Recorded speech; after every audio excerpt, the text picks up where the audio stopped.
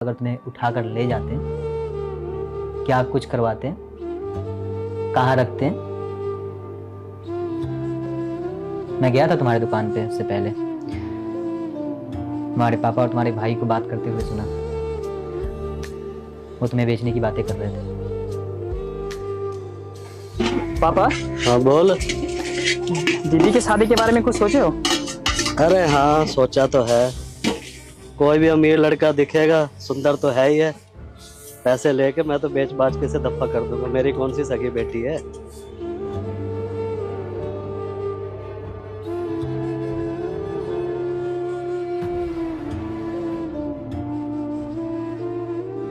देखो, मैं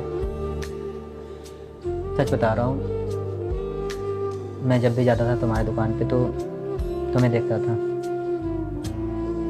तुम मुझे अच्छी लगती थी। मगर बात वही है ना कि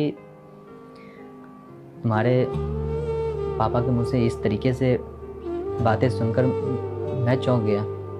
मैं तुम्हें खोना नहीं चाहता था। और बात रहा 40 लाख की, अगर 40 करोड़ का भी इंतजाम करना रहता तो मैं कहीं ना कहीं से कुछ इंतजाम करके तुम्हारे लिए मैं लेकर आ जाता।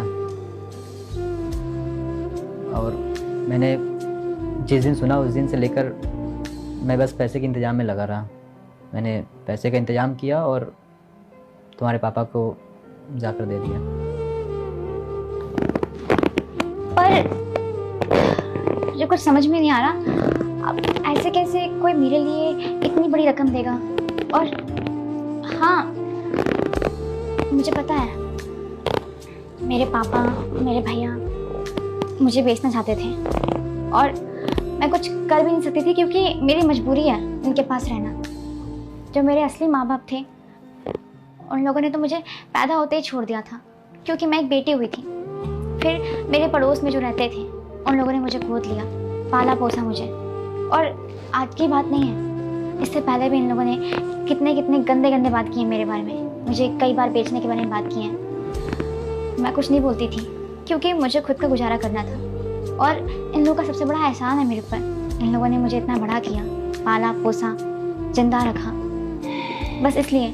और अगर ये लोग मुझे किसी और के हाथ बेचते तो मैं शायद बिक भी जाती। बस पता नहीं क्या कहूँ मैं खुद को, बदनसीब या खुश नसीब, समझ में नहीं आ रहा। मगर मुझे ये बात समझ में नहीं आ रही है कि आपने मेरी मदद क्यों की? इतना बड़ा एहसान मुझ पर पूरी ज़िंदगी भर रहेगा।